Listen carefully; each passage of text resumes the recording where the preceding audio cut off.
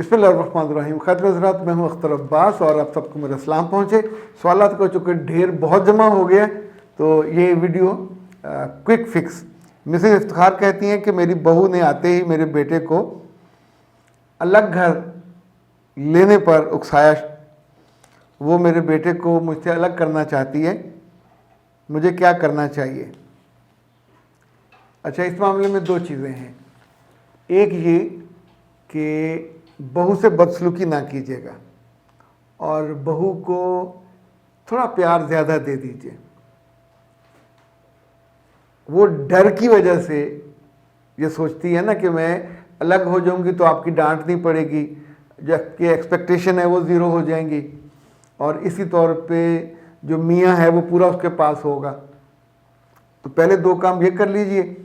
दूसरा ये कीजिए कि अपने बेटे से कहिए कि वो अपनी बीवी को टाइम ज़्यादा दिया करे। उसे कभी बाहर ले गए, कभी अजीज़ों के यहाँ दावतों पे ले गए, तो इनफैक्ट वो जो उसके तीनों डर हैं उसको दूर कर दें। और जो आखिरी बात है वो इस बात को आप समझिए, बेटा आपका है, आपकी मोहब्बत अपने बेटे से अगर शिकायतों के बिना होगी तो ये रिश्ता लंबा चलेगा। अगर आप रोज़ शिकायत किया करोगे, बहू ने ये नहीं किया, बहू ने, तो एक वक्त आता है लड़के सके बेटे भी तंग आ जाते हैं कि शिकायतें बहुत होती हैं। तो अपने घर में बेबरकती ना आने दीजिए, लड़ाई की बेबरकती ना आने दीजिए। सास और बहू का वो जो तनाव होता है उससे बचिए और ये अपनी बहू को ये ताना भी ना दीजिएगा कि मुझे तुम्हारी बात का पता चल गया, आपका बेटा फिर बुरा बनेगा।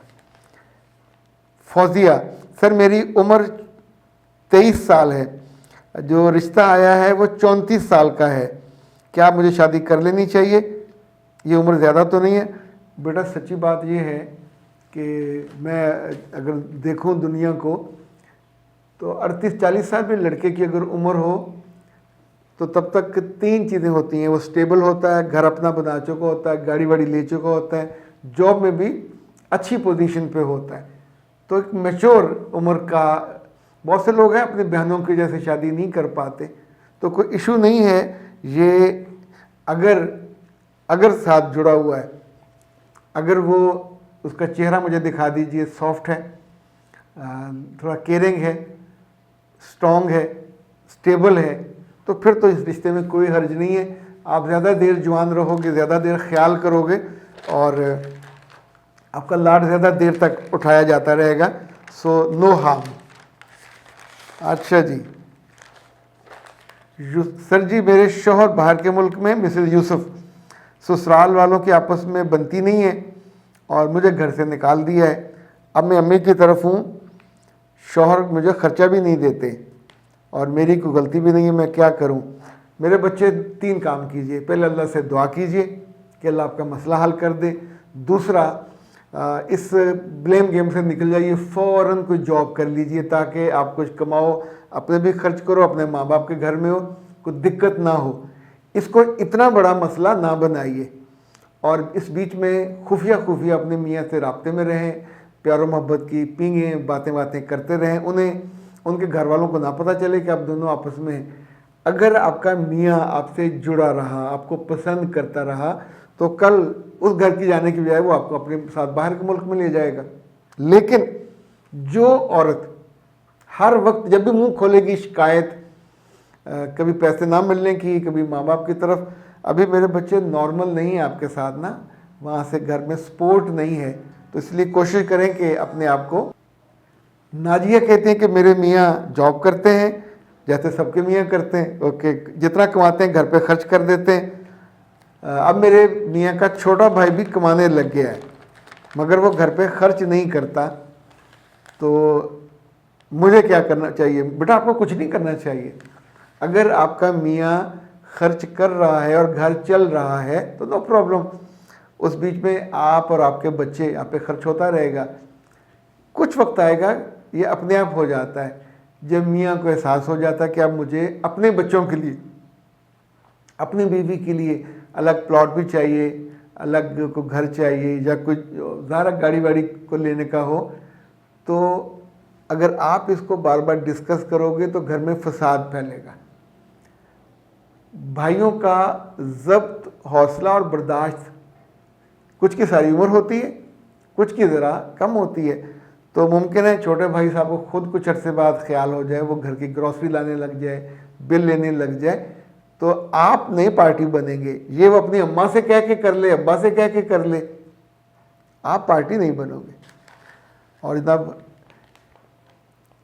सर, मैं ये पूछना है कि जो लड़का बीवी के बाप और माँ की इज़्ज़त ना करे और ये कहे कि मेरी माँ की खिदमत करो, तो क्या करना चाहिए?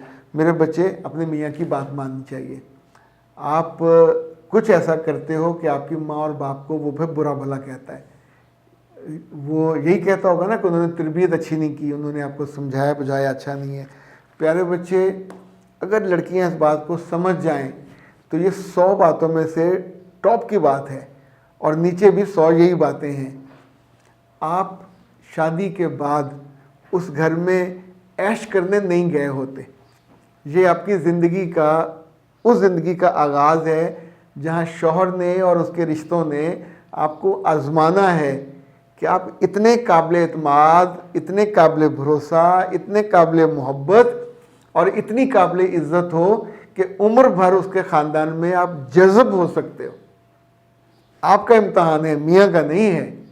तो जब आप उस इम्तहान में कामयाब नहीं होते, बार बार गलतियाँ करते हो, उनकी तोक़ों से नीचे रहते हो, तो फिर वो आपसे कहते हैं कि जी आप ये काम, ये जो उनकी माँ वाला मसला है, मेरे बच्चे, मियाँ की माँ अपनी माँ है, उसकी खिदमत करोगे तो मियाँ का दिल जीतोगे।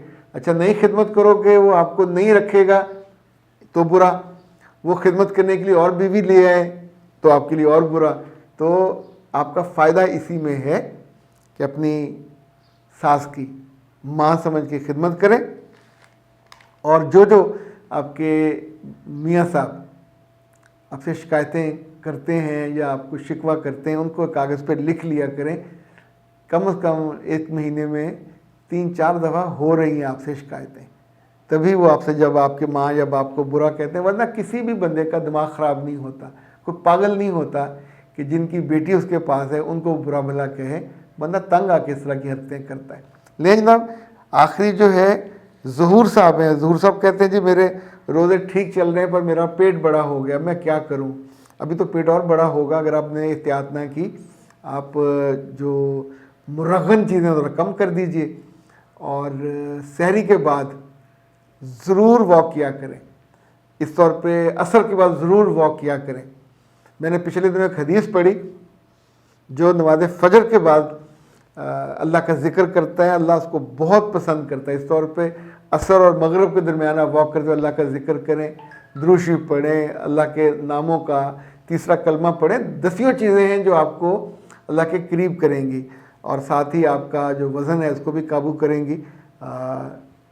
मोर ओवर के तौर पे ओबेसिटी, ये प्रोडक्ट है कायनात हर्बल वालों का, बहुत उम्दा है, ये मंगवाइए सुबह सहरी में भी, और रमज़ान के बाद फिर जब नॉर्मल डेज होंगे, सुबह दोपहर शाम 1 कप पानी गर्म करना है, उसके अंदर 1 चम्मच डालना है, फिर ऊपर से ढाँप देना है, और उसके बाद आप इसमें मीठा नहीं डालना, फिर आप पिएँ। तो इंशाल्लाह आपका वज़न की ऐसी की तैसी जो चर्बी जमा हुई है वो इंशाल्लाह पिघल जाएगी और आपका वज़न कम हो जाएगा।